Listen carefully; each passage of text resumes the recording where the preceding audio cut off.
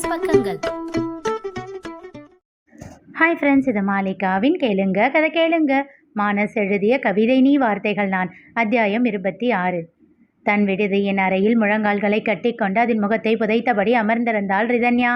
அவள் அருகில் அமர்ந்து ஷிவானி ஆறுதல் சொல்லிக்கொண்டு இருந்தாள். ரிதி, இப்போதைக்கு எதுவும் யோசிக்காத, கொஞ்சம் ரிலாக்ஸா இரு.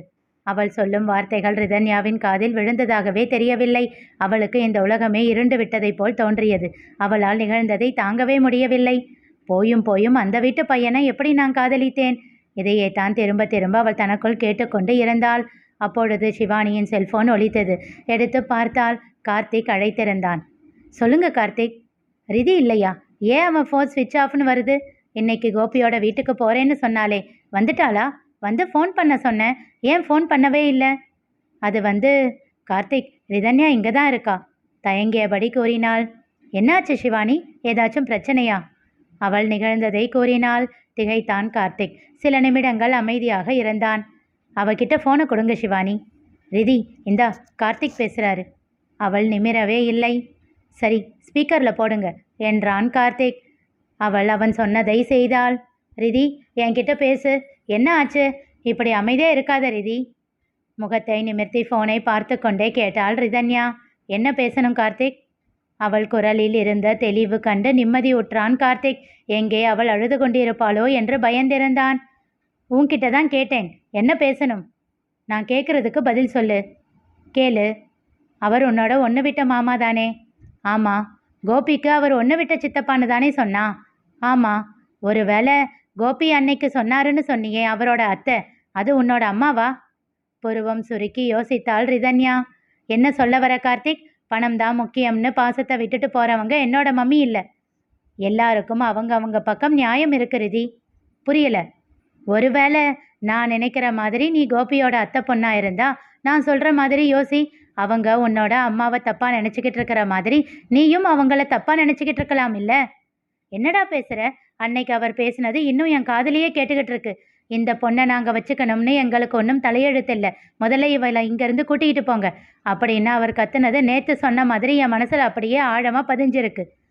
சரி ரீதி, நீ சொல்கிற மாதிரியே வச்சுக்கலாம்.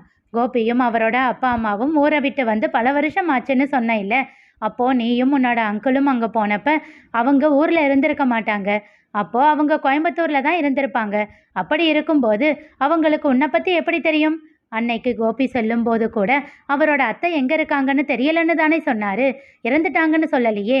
அப்போது உன்னை பற்றியும் உன்னோட அப்பா அம்மா பற்றியும் அவருக்கு தெரிஞ்சிருக்காது. ஏன், அவர் அப்பா அம்மாவுக்கு கூட தெரிஞ்சிருக்காதுன்னு தான் எனக்கு தோணுது. யோசித்தாள் ரிதன்யா. எனக்கு என்னவோ உங்கள் 2 பேருக்கும் நடுவில் ப்ளே பண்ணது உன்னோட அந்த மாமா தான். அவரை பற்றி கோபிக்கு தெரியாமல் கூட இருக்கலாம் இல்லையா? அன்னைக்கு நடந்ததை நீ சொல்லி உண்மையா இல்லையான்னு கேளு. அவர் பண்ண தப்புக்கு நீ கோபியை தண்டிச்சிடக்கூடாது, உன்னோட காதலையும் இழந்துடக்கூடாது. அதனால தான் சொல்கிறேன். யாரோ தனக்கு சம்பந்தமே இல்லாத ஒரு பையனை தன் கூட வச்சு வளர்த்தவர் சொந்த அத்தை பொண்ணை விட்டுருப்பாருன்னு நீ நினைக்கிறியா? இல்லை கார்த்திக், ஒருவேளை அவர் தான் என்னோட மாமா பையனாக இருந்தால் இந்த ஜென்மத்தில் நான் அவர் முகத்தில் முழிக்க மாட்டேன். அவங்கள பற்றி தங்கராஜ் அங்கிள் என்கிட்ட எல்லாத்தையும் சொல்லியிருக்காரு.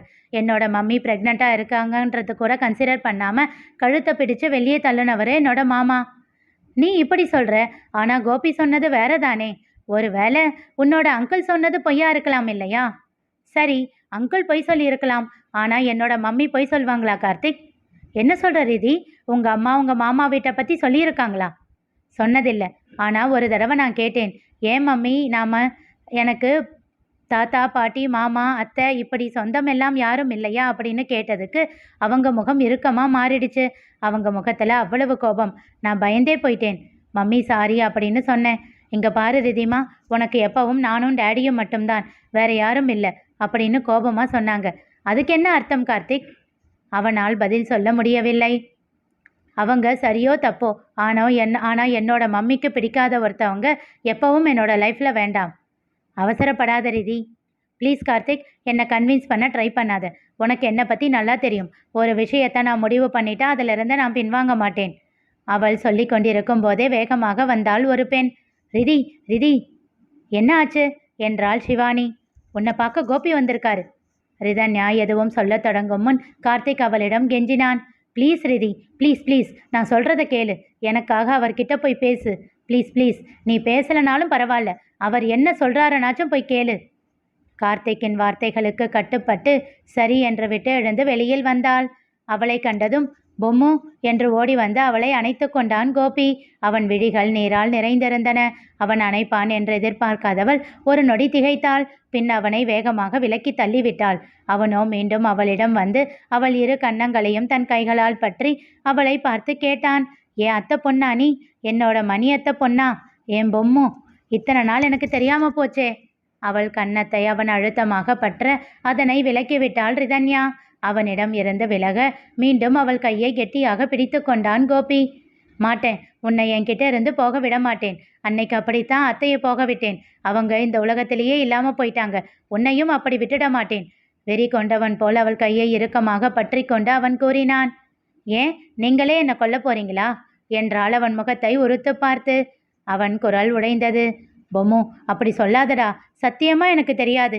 மணி அத்தையும் தனா மாமாவும் எங்கேயாச்சும் சந்தோஷமா இருப்பாங்கன்னு தான் இத்தனை நாள் நினச்சிக்கிட்டு இருந்தேன். சித்தப்பா என்கிட்ட சொல்லவே இல்லடா. ஏளனமாக புன்னகை ஒன்றை பூத்தாள். இதை நம்புற அளவுக்கு நான் சின்ன குழந்தையும் கிடையாது, முட்டாளும் கிடையாது என்று விட்டு உள்ளே செல்ல போக, பொம்மு ப்ளீஸ் போகாத போகாத என்றான் கெஞ்சலாக. அவனுடைய கையை கோபமாக உதறியவள், இனி என் முகத்தில் எப்பவும் மிழிச்சிடாதீங்க. உங்களை பார்க்கவே எனக்கு பிடிக்கல. திரும்பவும் இங்கே வராதிங்க. முதல்ல இங்கிருந்து போங்க என்று கோபமாக ஆனால் அழுத்தமாக உரைத்துவிட்டு உள்ளே சென்று விட்டாள். விழிகளில் நீர் திரையிட அப்படியே நின்றிருந்தான் கோபி. மாட்டேன் பொம்மு, நீயே என்னை விட்டு போகணும்னு நினைச்சாலும் நான் உன்னை விட மாட்டேன். இத்தனை நாள் உனக்கு யாரும் இல்லை அப்படின்னு நீ நினைச்சிருக்கலாம். ஆனால் இனி உனக்கு எல்லாமுமா நான் மட்டுமே இருப்பேன். உன்னோட கோபம் குறைய காத்துக்கிட்டு இருப்பேன். தனக்குள் சொல்லி கொண்டவன் விழிகளில் வழிந்த நீரை துடைத்து கொண்டே அங்கிருந்து கிளம்பி வீட்டிற்கு வந்தான். ஹாலில் அமர்ந்திருந்த முருகேசனையும் வைதேகியையும் எரிக்கும் பார்வை பார்த்தவன் ஒரு வார்த்தையும் பேசாமல் வேகமாக அறைக்குள் சென்று வேகமாக மூடிக்கொண்டான். வைதேகி உடைந்து அழுது கொண்டு இருந்தார். முருகேசன் தளர்ந்து போய் அமர்ந்திருந்தார். தண்ணீரை சுட வைத்து எடுத்து வந்த அஸ்வின் இருவரின் கைகளிலும் திணித்தான். முதல்ல தண்ணி குடிங்க. அழுதுகிட்டே இருந்தா எல்லாம் தானா சரியாகிடுமா? நீங்க தான் சரி பண்ணணும் என்றான் அழுத்தமாக. வீட்டுக்கு ஃபோன் பண்ணி நீங்கள் 2 பேரும் வர கொஞ்ச நாள் ஆகும் அப்படின்னு முதல்ல சொல்லுங்க. மாமாவோட வாழ்க்கையை சரி பண்ணாமல் இங்கேருந்து 2 பேரும் போகக்கூடாது என்றான் கட்டளையாக. வைதேகியின் அருகில் அமர்ந்து அவர் கண்களை துடைத்து விட்டவன் முதல்ல குடிங்க என்று தண்ணீரை புகட்டினான். முருகேசனின் அருகில் வந்து அமர்ந்தான். நடுங்கும் கரங்களோடு நீரை குடித்தவரை தோளோடு அணைத்து ஆசுவாசப்படுத்தினான். குற்ற உணர்வை தன் விழிகளில் தாங்கி அவனை பார்த்து கேட்டார், அச்சு நீ என்ன நம்புறியா? அவர் கையில் இருந்த டம்ளரை வாங்கி மேஜையில் வைத்தவன், அதனால தான் உங்கள் கூட இன்னும் இப்படி உட்காந்து பேசிக்கிட்டு இருக்கேன் என்றான். அதை கேட்டதும் அவனை இறுக அணைத்து கொண்டு வெடித்து அழுதார் முருகேசன். சரி சொல்லுங்க, ரிதி சொல்கிறது உண்மையா? அப்பா அம்மாவை இழந்துட்டு வந்து நின்ன பொண்ணை வேண்டாம்னு துரத்தி விட்டீங்களா? இறுகிய முகத்தோடு கேட்டான் அஸ்வின். நிகழ்ந்தது என்ன தெரிந்து கொள்ள தொடர்ந்து கேளுங்க. கதை கேளுங்க. மீண்டும் சந்திப்போம்.